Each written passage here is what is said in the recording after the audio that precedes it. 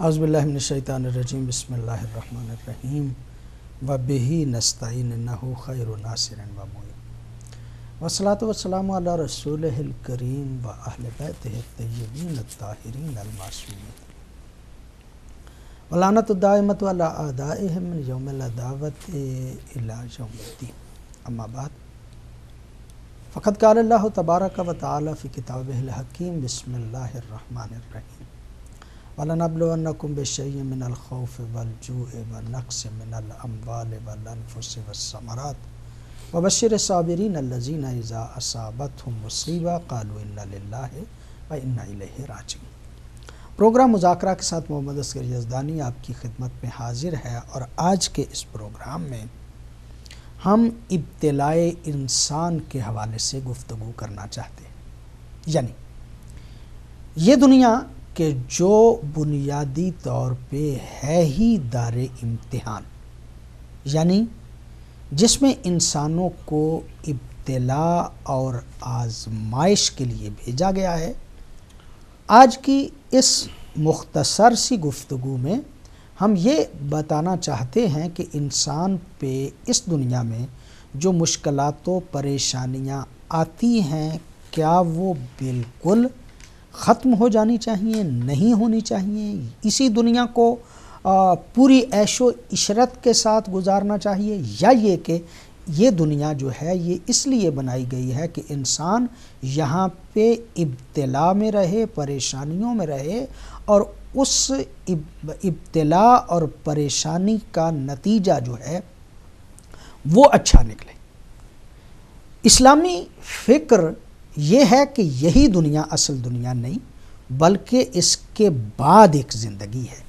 اور وہ زندگی اس لیے ہے کہ یہاں پہ جو انسان اللہ رب العزت کے احکامات یعنی اوامر و نواہی کا خیال رکھے گا، اور جو احکام اللہ رب العزت نے دیے ہیں ان پہ عمل کرے گا، تو اس کی بعد والی دنیا جو ہے وہ اچھی ہو جائے گی۔ اور جو اس دنیا میں جو ہے وہ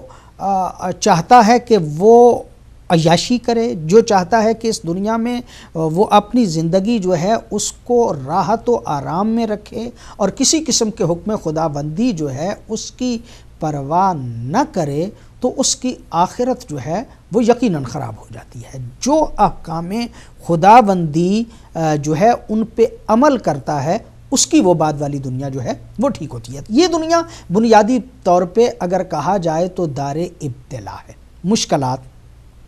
کا گھر ہے۔ اس مشکلات کے گھر میں انسانوں کی مشکلات مختلف قسم کی ہیں، اور ان مشکلات میں اس کے نتائج جو نکلتے ہیں وہ بھی مختلف انداز سے شریعت اسلامیہ نے بیان فرمایا۔ مثلا فرض کریں کہ ایک مومن اس دنیا میں اذیتوں میں رہتا ہے، بیماریوں میں رہتا ہے۔ معصوم ارشاد فرماتے ہیں کہ بسا اوقات جب اللہ کسی اپنے بندے پہ مہربانی کرنا چاہتا ہے، اور وہ بنیادی طور پہ توحید پرست ہے، اس کے عقائد ٹھیک ہیں، اس کے نظریات ٹھیک ہے، اس کی سوچ ٹھیک ہے، اور اپنے تئیں وہ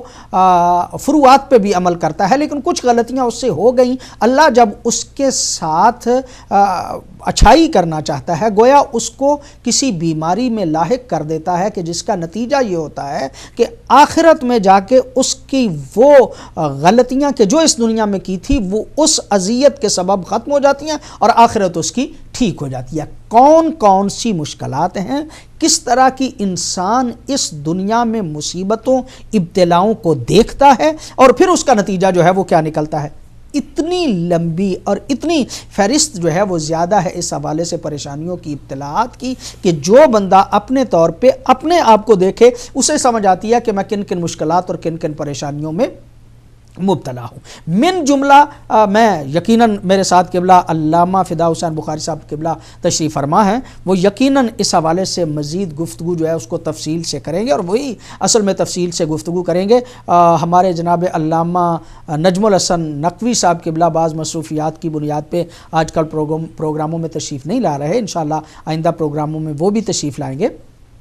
انسان جب مشکلات، من جملہ شیعوں کی مشکلات جہاں اور بہت زیادہ ہیں، بحیثیت مسلمان بھی مشکلات ہیں اور بحیثیت شیعہ بھی مشکلات ہیں، شیعوں کی مصیبتیں اور پریشانیاں اس وقت کیا ہیں، کس طرح کے ابتلاءات میں وہ مبتلا ہیں۔ ایک جملہ عرض کروں کہ من جملہ سرکار حضرت امام زمانہ اجل اللہ فرجہ الشریف کا غیب ہو جانا، یعنی ان کا ظاہری طور پہ لوگوں کے سامنے نہ آنا، غیبت کبریٰ کا اختیار کر جانا، یہ بھی ایک شیعوں کے لیے امتحان کا درجہ رکھتا ہے کہ امام کی موجودگی میں جب کہ وہ غائب ہیں، اب اس غیبت کے دور میں شیعہ جو ہیں وہ کن پریشانیوں اور کن مشکلات میں ہیں، اور وہ کیا اپنے عقائد و نظریات کو صحیح رکھتے ہیں، کیا وہ فروعات پہ عمل کرتے ہیں، کیا وہ احکام خدابندی جو ہیں ان پہ عمل کرتے ہیں یا نہیں کرتے۔ یہ بھی سرکار امام زمانہ کی غیبت جو ہے یہ بھی ایک ابتلا ہے، ایک امتحان ہے تمام ان لوگوں کے لیے کہ جو امام زمانہ جل اللہ فرجہ الشریف کو ماننے والے ہیں۔ البتہ میں یہ آخر پہ بات آپ کی خدمت عالیہ میں ضرور عرض کروں گا کہ یہ امتحان اور یہ مشکلات جب کسی قوم پہ آتی ہیں، جب کسی فرد پہ آتی ہیں تو بنیادی اس کی ترقی و ارتقاء کے لیے ہوتی ہیں۔ اگر امتحان صحیح طور پہ دیا جائے تو وہ امتحان جو ہے وہ انسان کو بلندیاں عطا کرتا ہے، ترقیاں جو ہے وہ عطا کرتا ہے۔ ویسے تو کہا جائے تو حضرت ابراہیم علیہ السلام نبی بھی تھے، رسول بھی تھے، لیکن قرآن حکیم نے بڑے واضح لفظوں میں کہا وَإِذِ ابْتَلَىٰ إِبْرَاهِيمَ رَبُّهُ بِكَلِمَاتٍ فَأَتَمَّهُنَّ، جب حضرت ابراہیم کو اللہ رب العزت نے ابتلا میں مبتلا کیا چند کلمات کے ذریعے سے، اور وہ اپنے امتحان میں پوری طرح سے کامیاب ہوئے۔ کامیابیاں آپ دیکھتے ہیں کہ ان کو حضرت ابراہیم علیہ السلام کو کبھی بیٹے کی قربانی دینا پڑتی ہے، کبھی جو ہے وہ آگ میں جانا پڑتا ہے، اور ان تمام مشکلات و پریشانیوں کے بعد جب ان پریشانیوں اور مشکلات میں ثابت قدم کوئی بندہ رہتا ہے، اگرچہ وہ نبی تھے لیکن مثال کے طور پہ ہم آپ کی خدمت عالیہ میں عرض کرتے ہیں کہ جب وہ امتحان و ابتلا میں گزر کے اپنے آپ کو ثابت قدم رکھتا ہے، بسا اوقات بعض بندے پریشانیوں اور ابتلاعات میں جب آتے ہیں تو شکوے کرنے شروع کر دیتے ہیں، گلے کرنے شروع کر دیتے ہیں، پھر اللہ کو بھی وہ بھول جاتے ہیں، اللہ کے ساتھ بھی شکوے کرنے شروع کر دیتے ہیں، اپنے مذہب کے ساتھ بھی گلے شکوے کرنے شروع کر دیتے ہیں۔ پریشانیوں میں وہ کہتے ہیں کہ کیا فائدہ ہوا ہمیں اس مذہب کے ماننے کا، ہم نے اسی طرح مشکلات میں رہنا تھا، کیا فائدہ ہوا ہمیں اللہ کو ماننے کا۔ پھر اللہ سے بھی شکوے، اے اللہ تجھے مانتے ہیں اور پھر ہم مصیبتوں میں ہیں، پھر ہم پریشانیوں میں ہیں، یعنی گویا بنیادی طور پہ وہ ثابت قدم نہیں رہ پاتے ان مشکلات و پریشانیوں میں، اور مشکلات و پریشانیوں میں جو ثابت قدم رہتا ہے آگ میں پڑا ہوا ہے، اور جبرائیل جیسا فرشتہ آ کے کہتا ہے کہ اگر تو چاہے تو میں تیری مدد کرنے کے لیے تیار ہوں، حل لک حاجہ، کیا تیرے لیے کوئی حاجت ہے، کوئی احتیاج رکھتا ہے؟ کہا ہاں حاجت تو ہے، لیکن تجھ سے نہیں، اس ذات سے ہے کہ جو حاجتوں کو پورا کرنے والا ہے، جو حاجت روا ہے اسی سے حاجت ہے، تجھ سے یہ میری حاجت جو ہے وہ نہیں ہے۔ یعنی ابتلا اور پریشانیوں میں جو ثابت قدم رہتا ہے، جو راہ حق سے انحراف نہیں کرتا، جو اس راستے پہ باوجود مشکلات و پریشانیوں کے ثابت قدم رہتا ہے، پھر اس کے لیے امامت کا اعلان ہوتا ہے، انی جاعلو کا للناس اماما، جاؤ تمہیں میں انسانوں کا امام بناتا ہوں۔ یعنی اگر کوئی اعلیٰ و عرفہ درجہ جو ہے اس کو حاصل کرنا چاہتے ہو تو اس میں یہ جو ہے وہ ضرور اس سے ترشح ضرور ہوتا ہے کہ کسی اعلیٰ منصب کو حاصل کرنا ہے، کسی اعلیٰ مقام کو حاصل کرنا ہے، کسی اعلیٰ و عرفہ درجے پہ پہنچنا ہے، تو وہ اسی وقت ہے کہ جب ابتلا میں سے گزرا جائے، جب پریشانیوں میں سے گزرا جائے۔ میں چاہتا ہوں کہ زیادہ گفتگو میں نہ کروں، جناب علامہ فدا بخاری صاحب آپ کی مہربانی کہ آپ پروگرام میں تشریف لائے۔ ابتلاء انسان کیا ہے؟ جی بہت شکریہ جناب علامہ جزانی صاحب۔ بسم اللہ الرحمن الرحیم، الحمدللہ رب العالمین باری الخلائق اجمعین، والصلاة والسلام علی اشرف الانبیاء والمرسلین، سیدنا و نبینا و مولانا ابی القاسم محمد، والصلاة والسلام علی اہل بیتہ الطیبین الطاہرین المعصومین، اما بعد فقد قال اللہ تبارک و تعالی فی کتابہ المجید والفرقان الحمید وقولہ الحق، حسب الناس ان یترکوا ان یقولوا آمنا وهم لا یفتنون، वलक़द फ़तन्नल्लज़ीन मिन क़ब्लिहिम फ़लयअलमन्नल्लाहुल्लज़ीन सदक़ू वलयअलमन्नल काज़िबीन। सूरह अनकबूत की आयत नंबर 2 और 3 है, जिसमें इरशाद रब्बुल इज़्ज़त हो रहा है, क्या लोग ये ख्याल करते हैं कि सिर्फ़ ये कहने से कि हम ईमान ले आए हैं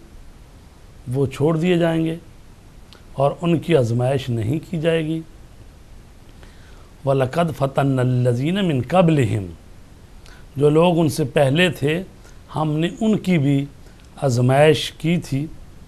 और तुम्हारी भी आजमाइश करेंगे। ज़रूरी है कि खुदा का इल्म उनके बारे में भी सच साबित हो कि जो सच्चे हैं और उनके बारे में भी जो काज़िब हैं। तो अल्लाह तबारक ताला ने इस आया करीमा में फरमा दिया है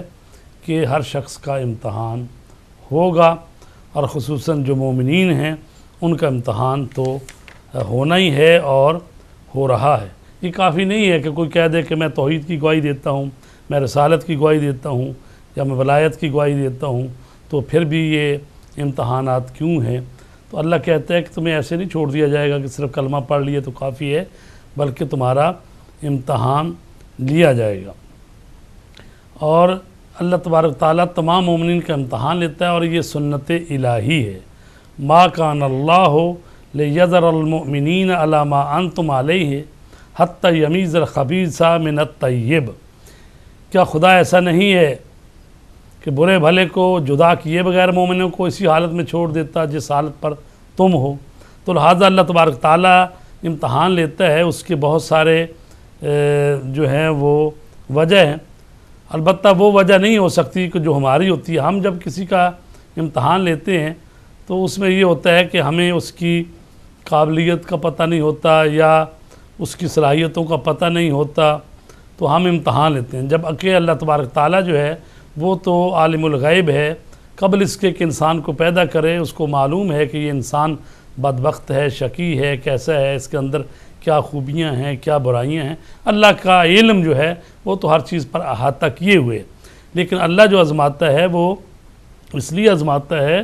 ताकि उसका इल्म जो है वो ऐनुल इल्म में बदले, यानी लोग भी उसको देख लें। अगर मसलन अल्लाह तबारक ताला ने किसी को नबूवत दी है तो कोई कह सकता है भी अल्लाह ने उसको नबूवत दी, हमें क्यों नहीं नबूवत दी। तो जब अल्लाह तबारक ताला उस नबी को भी आज़मा रहा होता है, उस इमाम को भी आज़मा रहा होता है, जिसको नेमतें दी हैं, जिस पर अपना फजल व करम किया है, तो दूसरों को पता चलता है कि ये इस इम्तहानों में गुजर गया है, तो वाकई इसमें ये सलाहियतें थीं। तो अल्लाह तबारक ताला जो है अल्लाहु आलम हैसु यजअल रिसालता, अल्लाह बेहतर जानता है कि कहाँ अपनी रिसालत को करार देना।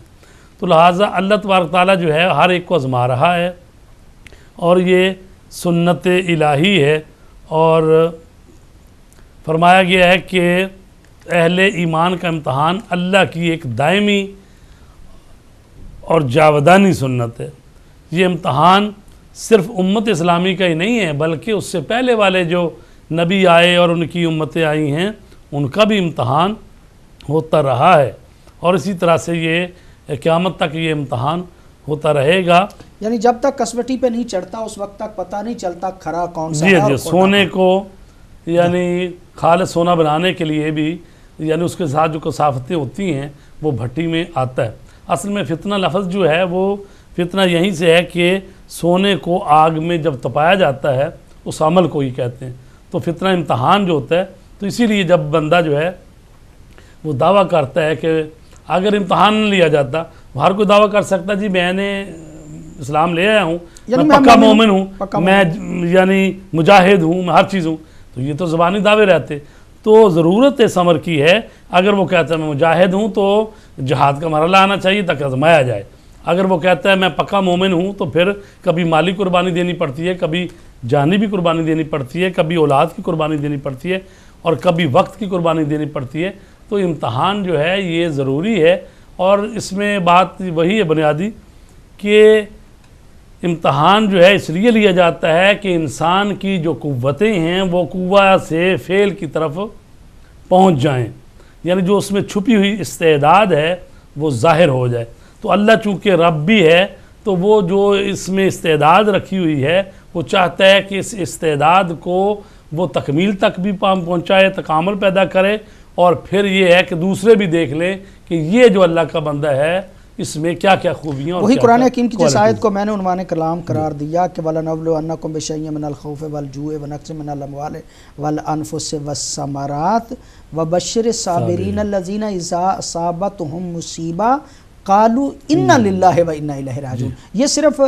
مرنے کے وقت قالوا انا للہ و انا الیہ راجعون نہیں پڑھنا چاہیے، بلکہ مشکلات و مصائب میں جو ثابت قدم رہتا ہے اس کے لیے وہ جب مصیبتیں آتی ہیں تو وہ کیا کہتا ہے؟ انا للہ، ہم اللہ کے لیے ہیں۔ اس پر اور ہم یہی جو آیہ کریمہ ہے انا للہ و انا الیہ راجعون، تو یہ کلمہ استرجاع ہے جو کہ مصیبت اور امتحان کے موقع پر ہی پڑھا جاتا ہے، اور پڑھنا چاہیے کیوں؟ تو اس کے پڑھنے سے یہ ہوتا ہے کہ انسان کی ایک ریویژن ہو جاتی ہے، اس کو پتہ چلے دوبارہ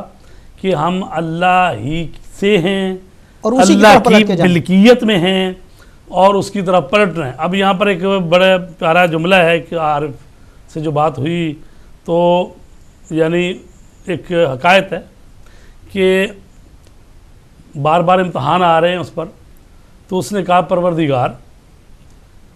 اب تو بار بار جو مجھ سے امتحان لیتا ہے تو پھر ایک ہی دفعہ مجھے مار دے یا ایک ہی دفعہ ختم کر دے، یہ کیوں بار بار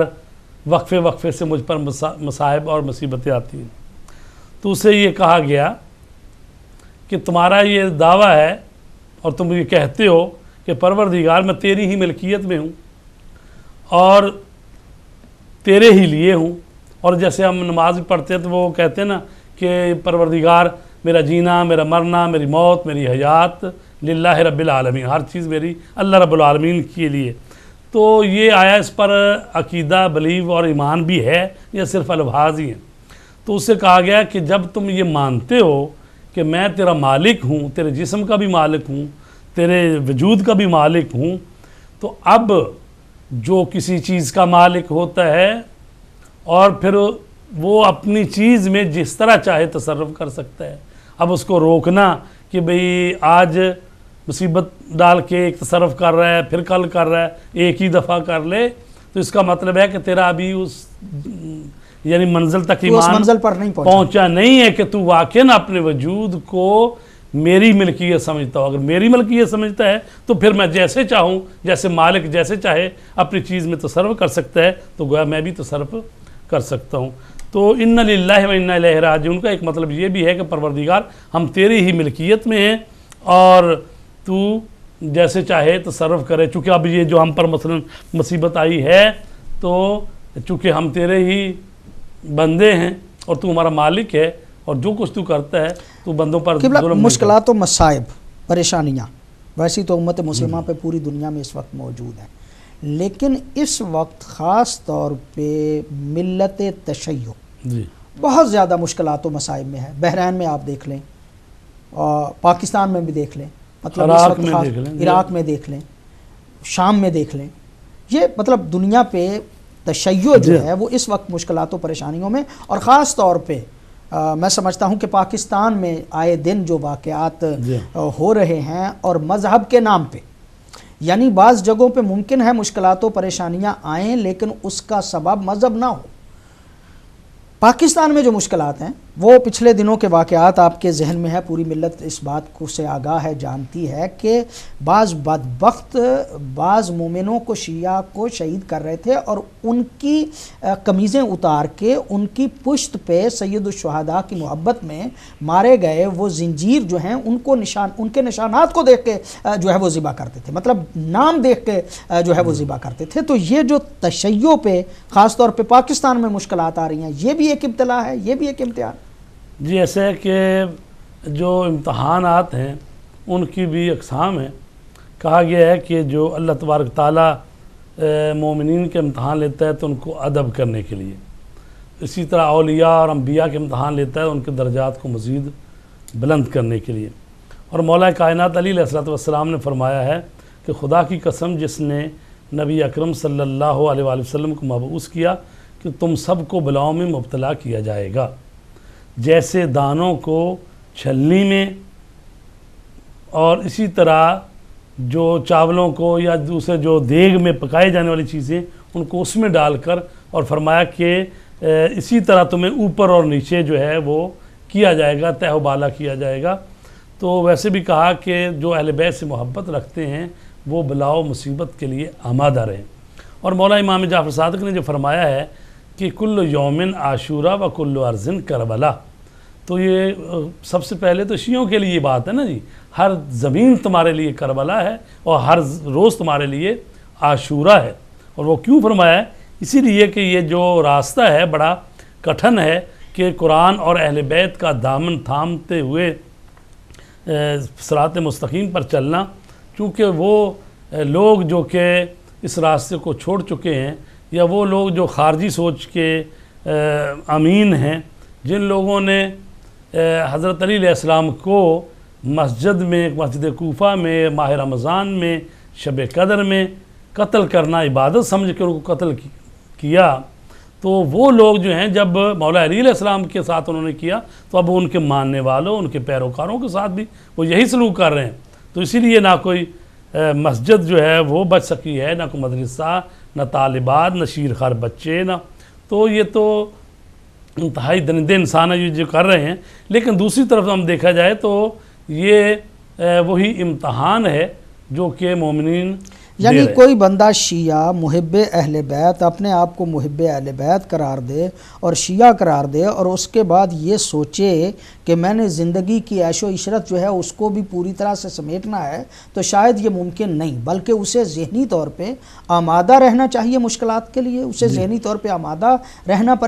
چاہیے پریشانیوں کے لیے۔ تو اب جو پاکستان میں اس وقت شیعہ خاص طور پہ محبان اہل بیت جو ہیں وہ خاص طور پہ، میں سمجھتا ہوں کہ اگر درمیان میں یہاں پہ یہ بھی کہہ لیا جائے کہ محب اہل بیت، تو وہ اس حوالے سے بھی کہ برادران اہل سنت جو اولیاء اللہ کو ماننے والے ہیں، پچھلے دنوں میں ان کے پہ بھی جو ہے وہ بہت زیادہ کاروائیاں ہوئیں۔ یعنی جو پیغمبر اور پیغمبر کی آل کے ساتھ محبت کرتا ہے اس کے لیے مشکلات و پریشانیوں کا آنا ایک لازمی امر ہے، اور ان حالات میں ہم شیعوں کی کیا ذمہ داریاں بنتی ہیں، کیا کریں شیعہ؟ دیکھیں جی، ایک چیز یہ ہے کہ امتحان ہوں گے وہ تو ہوں گے، لیکن جو قوم اپنے لیے خود یعنی حفاظتی اقدامات نہیں کرتی تو وہ بھی اس میں قصوروار ہے۔ مثلا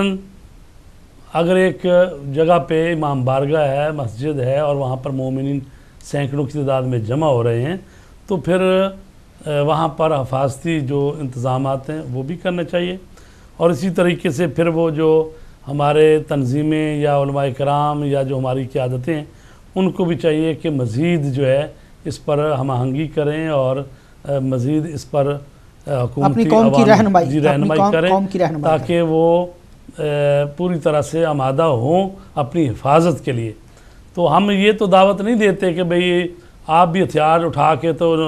آپ بھی جا کے ان کی مسجدوں پہ حملے کریں یا مدرسوں پہ، ہم اس کی تو کبھی نہیں بات کرتے۔ کیوں؟ اس لیے کہ اسلام اجازت نہیں دیتا کسی بے گناہ کو قتل کیا جائے، اور پھر یہ جو اسلام کا نظام اجرائی اور قوانین اور اسی طرح عدلیہ کا نظام سارا عدالت پر مبنی ہے۔ جس شخص نے جرم کیا ہے اسی کو سزا دینی چاہیے۔ آپ دیکھیں کہ پاکستان میں تقریباً کہہ رہے تھے کہ بھئی سینکڑوں کی تعداد میں ایسے لوگ ہیں جو دہشت گردی ملوث ہیں اور ان پر مقدمے چلے، سزائے موت ان پر یعنی عدالتوں نے دی۔ لیکن افسوس کہ پاکستان کے جو صدر ہے جو آخری اس کی رحم کی اپیل مسترد کرتا ہے یا اس کو جانے دیتا ہے، تو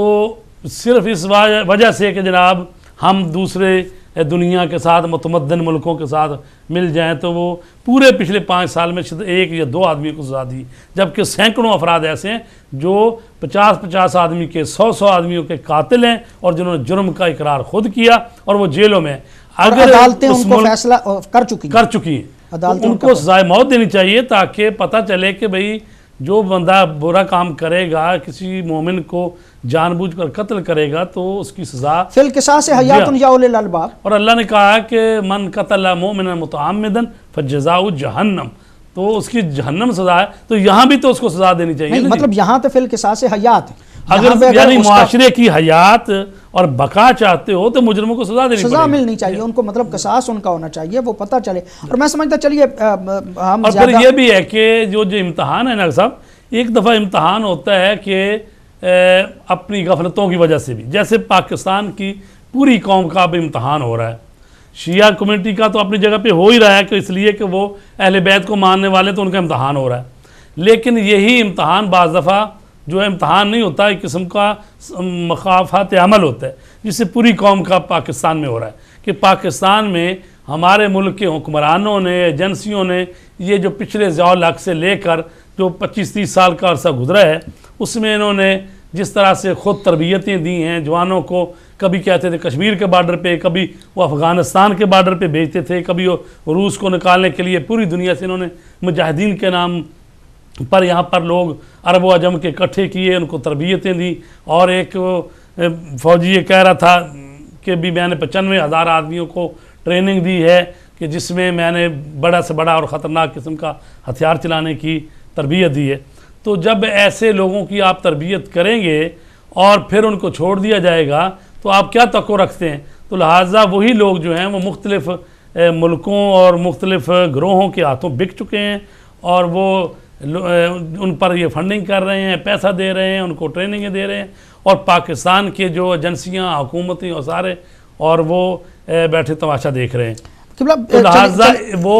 اس کو بھی کہا جا سکتا ہے کہ پاکستانی قوم بھی ایک امتحان میں مبتلا ہے، اور یہ البتہ یہ امتحان اپنے ہاتھوں سے خریدا گیا ہے۔ اگر ظلم کا ہاتھ کھینچ لیں اور انصاف کی بات کریں اور جو لوگ مجرم ان کو پکڑیں تو اللہ تبارک تعالیٰ جو ہے تبھی برکات نازل کرتا ہے۔ قرآن مجید میں ہے کہ اگر تم تقوی اختیار کرو گے تو خداوند عالم کی برکات زمین و آسمان سے نازل ہوں گی۔ تو پاکستان جس کے پاس ہر چیز موجود ہے، اس کے باوجود جو کرب میں مبتلا ہیں وہ اسی لیے ہیں۔ ابھی 1-2 دن پہلے کال کسی نے کی تھی کہ وہ کہہ رہے تھے کہ پاکستان میں شیعہ مسلمانوں کو جس طرح قتل کیا جا رہا ہے تو ہم تو نہیں دیکھتے کہ بھی ہمارے دوسرے مسلمان بھائی بھی کبھی ان کے ساتھ ریلی میں، جلسے میں، جلوس میں آئے ہوئے نکلے ہوں کہ بھئی ہم بھی تمہارے ساتھ ہیں۔ تو اس طرح سے ہم دیکھتے ہیں کہ وہ کبھی دادا دربار پہ حملہ کرتے ہیں، کبھی عبداللہ شاہ غازی پر کے مزار پر حملہ کرتے ہیں، کبھی بابا عبدالرحمن کو پشاور میں، اسی طرح مختلف جگہ پہ وہ تو اولیاء خدا کی قبریں ہوں یا اہل بیت سے محبت رکھنے والے ہوں تو وہ یہ کام کرتے ہیں۔ تو اگر یہ مسلمان آپس میں اتحاد نہیں کریں گے تو ظاہر ہے یہ جو خارجی سوچ رکھنے والے اور وہی جو سلفی اور وہ جو انتہا پسندی والی سوچ رکھنے والے جن کی نظر میں باقی مسلمان جو ہیں وہ مشرک ہیں، تو وہ چونکہ سمجھتے ہیں کہ یہ باقی مسلمان مشرک ہیں اس لیے ان کی جان مال عزت و ناموس کے لیے وہ جائز قرار دیتے ہیں۔ اب شام میں ہی آپ دیکھ رہے ہیں تو کہا گیا کہ وہاں پر 35,000 خواتین کی عصمت دری کی گئی ہے اس نام پر کہ ان کے لیے وہ نکاح و جہاد نامی ایک وہ فتویٰ بنا کے کہ جناب یہ جن کو مار رہے ہیں، قتل کر رہے ہیں، یہ مشرک ہیں تو لہٰذا ان کی عورتوں کے ساتھ تجاوز کرنا جائز ہے۔ تو لہٰذا یہ وہ سوچ اور فکر ہے جو اسلام کے نام پر سراسر کفر کی سوچ ہے۔ تو لہٰذا امتحان ہی ایک امت اسلامی کا ہو رہا ہے، اور یہ امتحان جو ہو رہا ہے کن کے ہاتھوں پہ ہو رہا ہے؟ رسول پاک کے زمانے میں وہ قاسطین اور مارکین، یعنی رسول پاک کے بعد پہلے تو مشرکین تھے، کافر تھے اور دوسرے لوگ تھے، تو حضرت علی کے زمانے میں وہ قاسطین و مارکین اور وہ خارجی لوگ تھے۔ تو اب جو ہیں وہی خارجی فکر کے لوگ ہیں جو مختلف ناموں سے ہیں۔ تو پوری امت اسلامی کا جو امتحان ہو رہا ہے انہی خارجی سوچ اور فکر کے حامل افراد کے ہاتھوں ہو رہا ہے۔ میں سمجھتا ہوں قبلہ پچھلی حکومت جو ہے نا پاکستان کی بات آئی ہے تو مطلب تھوڑا سا پاکستانی حوالے سے گفتگو اگر کر لیں کہ پہلی حکومت جو تھی جیسی تیسی تھی، اب جو حکومتیں آئی ہیں یہ تو وہ حکومتیں ہیں کہ جن کے بڑے گہرے تعلقات بتائے جاتے ہیں ان تنظیموں کے ساتھ، ان لوگوں کے ساتھ۔ مطلب وہ پنجاب جو ہے وہ کسی حد تک پرامن بھی رہا انہی سوچ کے حامل لوگوں کی وجہ سے۔ کہا جاتا ہے کچھ بعض ملک جو ہیں جو ان کی سرپرستی کرتے ہیں ان لوگوں کے ساتھ بھی ان کے بڑے گہرے مراسم میں بڑے گہرے تعلقات ہیں۔ جو بین الاقوامی ایجنسیاں تھیں جو سابقہ حکومت کی مخالف تھیں اب تو وہ بھی ساتھ میں ہیں۔ اب تو یہ سلسلہ بند ہو جانا چاہیے تھا پاکستان میں، اس لیے کہ وہ باہر کی تمام قوتیں اور وہ باہر کے تمام لوگ کہ جو ان چیزوں کو سپورٹ کرتے تھے اور پاکستان کو جو ہے انہوں نے انڈر پریشر گورنمنٹ کو کیا ہوا تھا. اب تو گورنمنٹ بھی ان کی اپنی مرضی کی ہے. اب تو لوگ جو ہیں وہ مطلب اسی سوچ کے حامل بتائے جاتے ہیں. بڑے گہرے تعلقات جو ہیں. اب کیوں یہ ہو رہا ہے؟ ابھی بہرحال وہ تو کہہ رہے ہیں جی ہم تو ابھی آئے ہیں, ہمیں جمعہ 8 دن ہوئے ہیں, اور اس طرح کی باتیں کرتے ہیں. اور ان کے وزیر داخلہ بھی اسمبلی میں بھی اس نے کہا کہ جی ہماری ایجنسیوں میں آپس میں ہم آہنگی نہیں ہے, اور ہماری ایجنسیوں میں بھی بعض افراد ایسے ہیں جو بکے ہوئے ہیں, کالی بھیڑے ہیں. تو ظاہر ہے کہ ایجنسیوں میں بھی ایسے لوگ ہیں جو مختلف ملکوں کی ایجنسیوں کے ساتھ جن کے روابط ہیں. تو جب تک یہ حکومت جو ہے یہ پوری طرح سے آمادہ نہیں ہوتی اور وہ جو ایجنسیاں ہیں اور ان کو ایسے افراد سے پاک نہیں کیا جاتا, ہم آہنگی نہیں پیدا کی جاتی. جیسا کہ ابھی وزیر اعظم صاحب نے یہ کہا کہ بھئی یہ کوئٹہ کوئی اتنا بڑا شہر تو نہیں ہے کہ 15-20 بازار ہیں اور یہاں پر اتنی فوج ہے اور ایجنسیاں ہیں دوسرے, ان کو کرنا چاہیے. اور لیکن میں ایک اور جگہ سن رہا تھا, اس نے کہا جی 5000 ٹوٹل پولیس والے ہیں, جس میں 2700 پولیس والے تو صرف جو VIP شخصیت ہیں ان کے پروٹوکول پر لگے ہوئے ہیں, ان کی حفاظت کے لیے ہوئے ہیں, اور اس میں سے 800 کے قریب اور بتا رہا تھا, تو ٹوٹل 1700 پولیس کے افراد ہیں جو کہ یعنی اس میں. تو لہٰذا ان چیزوں کو دیکھنا چاہیے. ابھی آپ دیکھیں کہ کوئٹہ میں تیسری مرتبہ جو ہے وہ مسجد علی ابن ابی طالب کے قریب جو بم دھماکہ کیا گیا, اور اس میں 35 کے قریب تقریباً مومنین شہید ہو گئے, اور 65. تو یہ خود ہمارے شیعہ بھائیوں کا اور ہزارہ قوم کا بھی امتحان ہو رہا ہے. خداوند عالم ان کو صبر جمیل دے, اور یہ جو ظالم اور درندے لوگ ہیں ان کو خداوند عالم ان کو نیست و نابود فرمائے. اور گورنمنٹوں کو بھی, میں سمجھتا ہوں حکومت کو بھی اس بات کو درک کرنا چاہیے کہ وہ جو دہشت گرد ہیں, وہ کہ جو اس طرح کی کاروائیاں کرتے ہیں, وہ نہ کسی کے حامی ہیں نہ اس طرح سے کسی کے مخالف ہیں. وہ تو بنیادی طور پہ پاکستان کے دشمن ہیں, اسلام کے دشمن ہیں, اسلام کو بدنام کرنا چاہتے ہیں. اور حکومت کو پوری جرت کے ساتھ کوئی ایسے اقدامات کرنے چاہیے کہ جس سے ان دہشت گردوں کا کلا کما کیا جائے. یعنی موجودہ گورنمنٹ جو ہے, نواز شریف گورنمنٹ جو ہے, اس کو بھی اس بات کے جو ہے وہ احساس ہونا چاہیے کہ یہ کوئی ایسی پالیسی بنائیں, یہ کوئی ایسا مطلب مربوط سلسلہ جو ہے اس کو شروع کریں. اگرچہ امن و امان کی ذمہ داری جو ہے وہ صوبائی گورنمنٹوں کی ہے, لیکن مرکز جو ہے اس کو چاہیے کہ ان کے ساتھ بیٹھ کے ایک مربوط پالیسی بنائیں, اور پالیسی بنا کے دہشت گردی کے خلاف اقدامات کیے جائیں, مصلحتوں سے بالاتر ہو کے کوئی ایسا سلسلہ کیا جائے. چونکہ وقت ایک بریک کا ہوا ہے, حاضر ہوتے ہیں ایک چھوٹے سے وقفے کے بعد.